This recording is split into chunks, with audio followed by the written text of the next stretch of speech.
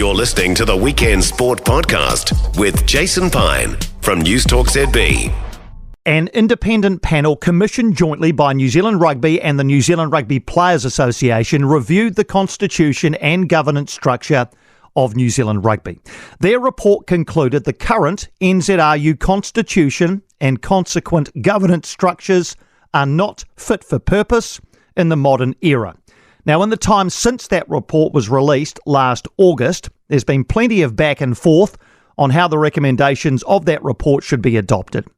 We've reached the point now where New Zealand Rugby has called a special general meeting next Thursday, or this coming Thursday, I guess you'd say, to vote in one of two proposals, hopefully.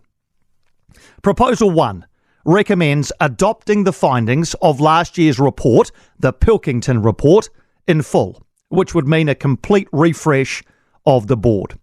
A group of provincial unions have put forward their own plan, Proposal 2, the main difference being that under their plan, 3 members on the NZR board at any given time must have spent a minimum of 2 years on a provincial rugby board.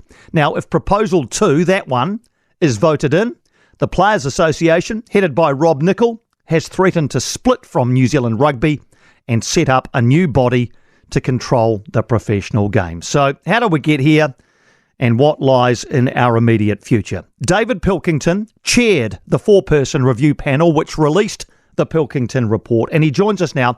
David, was it your expectation that the recommendations of your report would be adopted in full? We always knew, Jason, that any significant change was going to be challenging to the provincial unions. But we made it very clear to the 2 commissioning parties, Players Association and New Zealand Rugby Board, that we would come forward with what we considered to be what the game needed and what represented best practice, and not something we thought people would pass by way of vote. So, yes, we knew that this report would be quite challenging for provincial unions. How do you feel when we've reached the stage now where we're into a vote situation, the full recommendations of your report against a slightly different proposal put forward, a watered-down proposal, some might say? How do you feel when we've reached that point and your recommendations have not been adopted in full? Well, it's disappointing, and in a sense, in a way, Jason, justifies the conclusions we came to. That is, the inability of the current structure to provide a single clear leadership to rugby across the wider ecosystem in New Zealand, is evidence of the chaos over the last 10 months. And it is disappointing they've come down to presenting two proposals. But I'll just take issue with something you said there, which was the PU's proposal. The provincial union's proposal represented sort of slight differences from our recommendations. That I think is totally wrong, because the PU proposal will, in our view, simply reinforce the status quo. And the reason for that is, we went up and down the country. We talked. It took 7 months. I personally probably did well over 100 one-hour Zoom interviews with everyone that sort of had a link to the game, be it provincial unions, referees, school associations, local government, stadia, sponsors, overseas organisations. I mean, we did extensive consultation. Nowhere did we run across people saying, look, what's working is okay, we just need to tweak. There was widespread recognition that significant change was needed. So what we came up with really was, rugby needs a board of 9 people, independent of a particular stakeholder group. And that's an important point, because under the current system, provincial union representatives, usually their chairs, get voted onto the board to promote what is of immediate interest to that particular union. as a consequence, you get quite what we would describe as sort of a representation board, and it leaks like a sieve. Anything that gets discussed quickly goes back via its representatives back to the provincial unions. So we said, look, you need to put together a board of the 9 best people you can recruit, people that have both knowledge, skills, and the experience to provide first-class governance to the sport. To do that, you need an appointments process that is professional and independent, because if the appointments process is dominated by provincial union views, you're going to continue to get what you've always got. And so it's that sticking point that the provincial unions have watered down to the point where the stakeholder council that we propose now has a blocking role on the appointments panel. It also, under their recommendation, signs off on the skills matrix of the people required to sit around that board. So hence my comment. This is not a slight variation on our recommendations. It is a very significant fallback to the status quo, which has delivered what they've got and will continue to deliver it unless they change. Because the messaging coming out that I've read and heard, and I'm sure you have as well, is that there's fear among some in the rugby community that a new board would lack grassroots or community rugby experience. You're saying that's not the case under what you're proposing?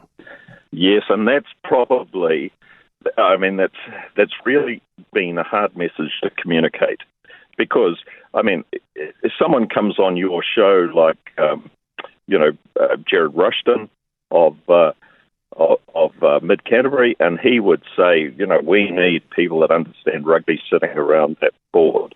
Well, any professional, smart, independent selected board would know that high on the list of skills required around that board is an understanding, a detailed understanding of the various aspects of the game, right down through community and grassroots. And so to say that, we want 3 representatives that have served on provincial union boards sort of implies that the other proposal, our recommendations, would be devoid of good, sound rugby people. But look, there were a lot of very good, experienced rugby people that said, I wouldn't have a bar of that election process. I wouldn't want to serve on the board as it's currently constituted. So, look, any smart, well-functioning governance board for New Zealand Rugby would have a list of prerequisites as to who it needs around that table. And that would include Pacifica voice, Maori voice, such an important element, grassroots community. But we've sort of been positioned as the Pilkington report says, professional chartered directors of the IOD, and the PUs say, no, we need to ensure 3 people that know about rugby, and surely 3 out of 9 is not too bad. But they totally miss the point that it's not about representation, it's about knowledge, skills, and experience.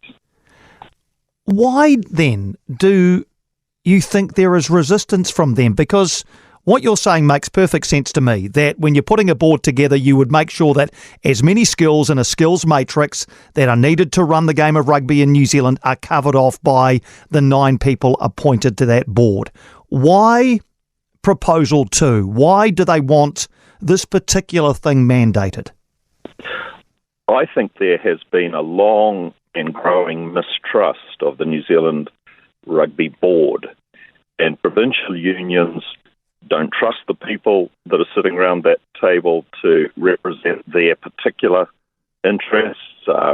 They think that they want to control it. They want to know that the people sitting around there are people that talk like them, behave like them, and they're our people.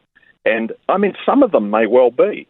I think if you went through a professional recruitment process, I don't doubt there will be people that go through that process and get appointed, which do have a significant sort of experience in in provincial rugby administration. But to mandate it and say that that's what it's got to be, I think simply comes from this mistrust. If we don't do that, we'll end up with people that don't know anything about rugby.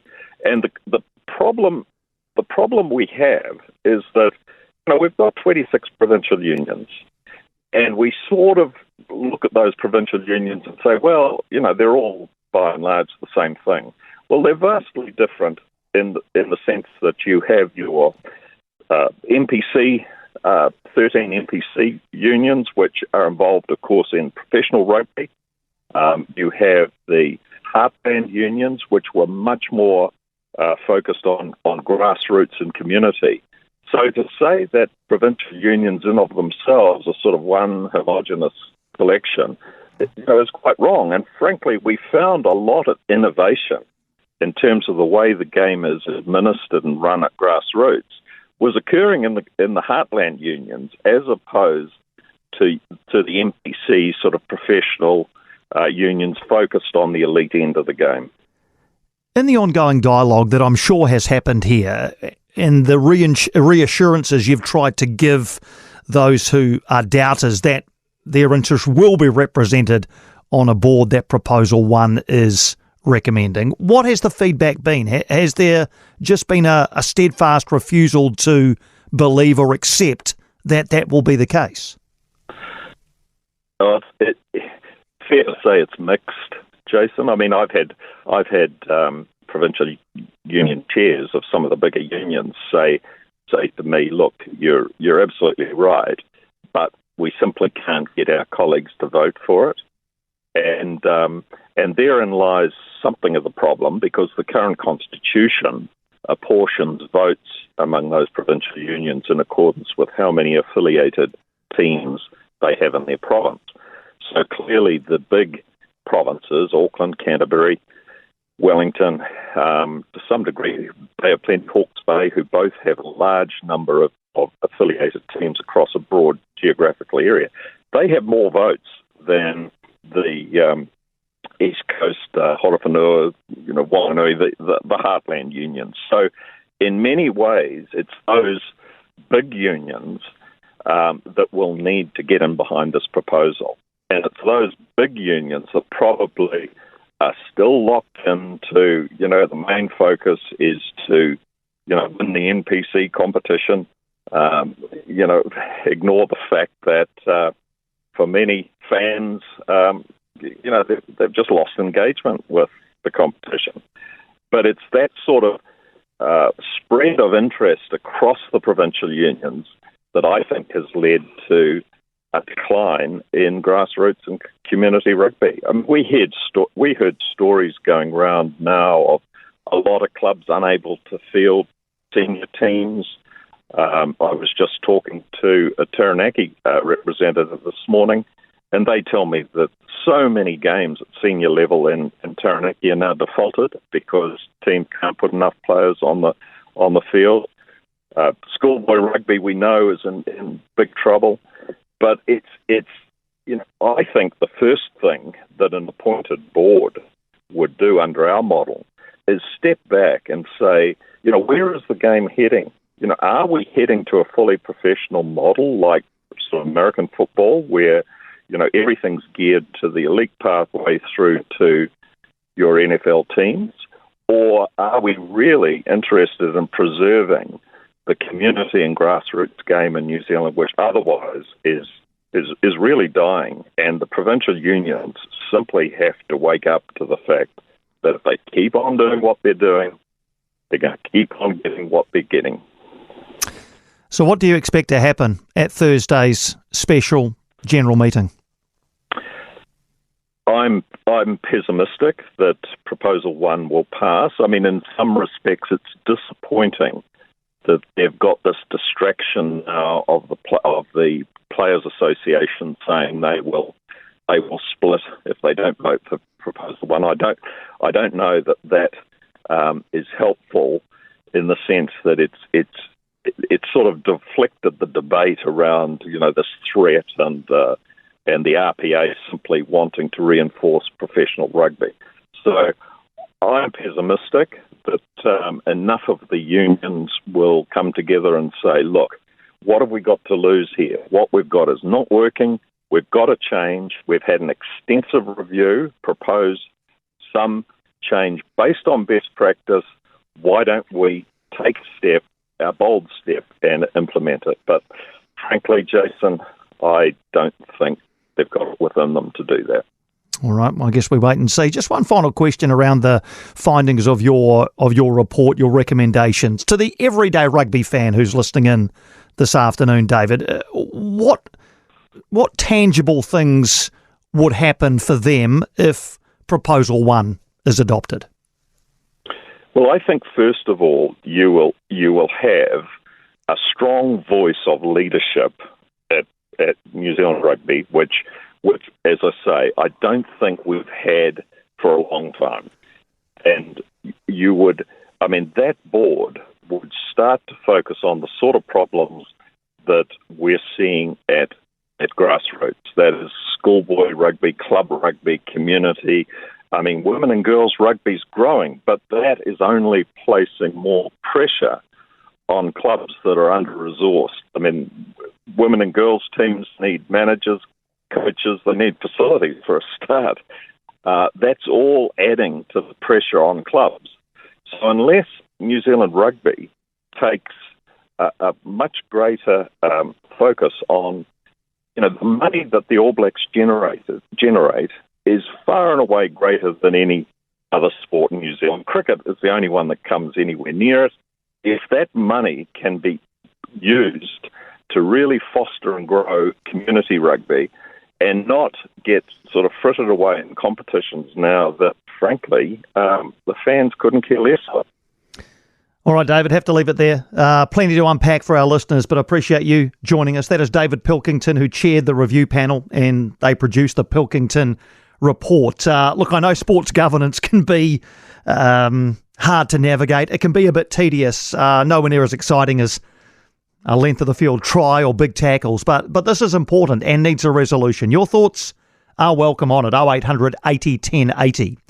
Unfortunately, I don't think we're going to get a resolution on Thursday. I'm not sure that either Proposal 1 or Proposal 2 will get the necessary backing to be passed at the special general meeting on Thursday.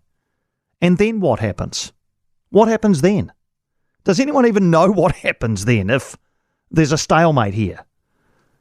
If we hover above this, to even have this standoff is a terrible look for the game of rugby.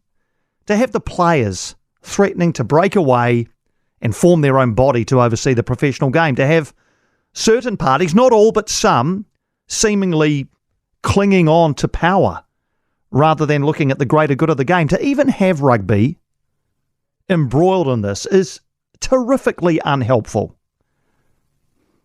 I feel like it comes down to a fairly simple question. Is the current board of NZR fit for purpose?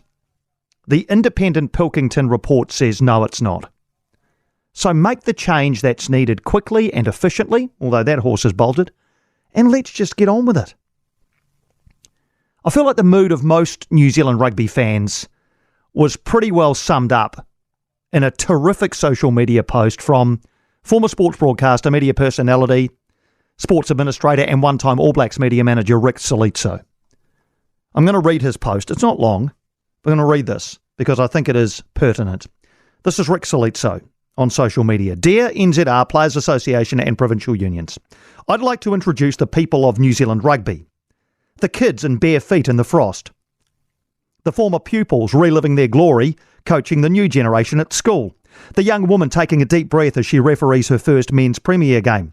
The fans that buy the tickets, the people running the meat raffles to keep the club going, and so much and many more. We are all, writes Rick Solizzo, New Zealand Rugby. It's our game. So sort yourselves out, park your egos, and do what's best for all of us. A game for all New Zealanders to fall in love with. I think that's terrific from Rick Solizzo. Encapsulates a lot of what we as just grassroots, everyday rugby fans are feeling. And at the heart of all of this is us, the rugby fan. How is what's going on at the moment improving things for us? And how do we get to a point where those improvements are obvious and we can all just get on with being involved in the game in any way, shape or form that we want to be, a game that has meant so much to so many of us. For more from Weekend Sport with Jason Pine, listen live to News Talk ZB weekends from midday or follow the podcast on iHeartRadio.